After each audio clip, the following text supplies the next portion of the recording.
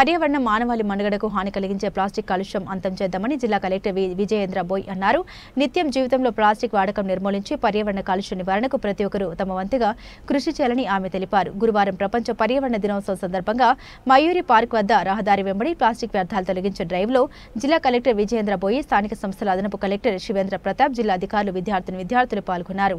జిల్లా కలెక్టర్, స్థానిక సంస్థల అదనపు కలెక్టర్, అధికారులు, విద్యార్థులు మరియు ఏకో పార్కు వెంబడి ప్లాస్టిక్ వ్యర్థాలు ఏరివేసే కార్యక్రమంలో పాల్గొని ప్లాస్టిక్ వ్యర్థాలు ట్రాక్టర్లు వేయడం జరిగింది. ఈ సందర్భంగా మయూరి ఏక పార్కులో నిర్వహించిన కార్యక్రమంలో జిల్లా కలెక్టర్ మాట్లాడారు. ప్రతి సంవత్సరం జూన్ 5న ప్రపంచ పర్యావరణ దినోత్సవం నిర్వహించడం జరుగుతుందని తెలిపారు.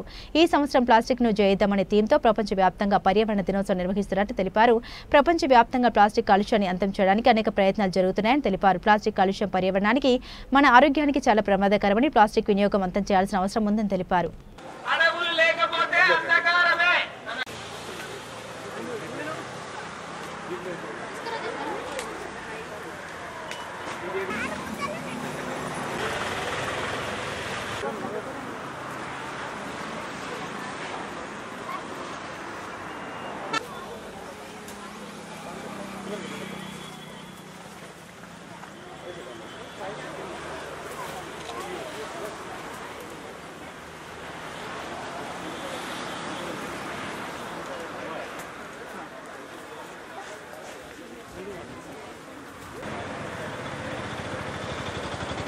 కలిసి కొంతసేపు చేసాము. అంటే ఇది ఒక టోకెన్ గెస్చర్, కానీ మొత్తం మన పట్టణం చూసినా, నగరం చూసినా, లేకపోతే జిల్లా చూసినా, రాష్ట్రం చూసినా, ప్రపంచం చూసినా, ఎక్కడ అయినా కనిపించే ఒకటి కామన్గా కనిపించేది ప్లాస్టిక్ వేస్ట్.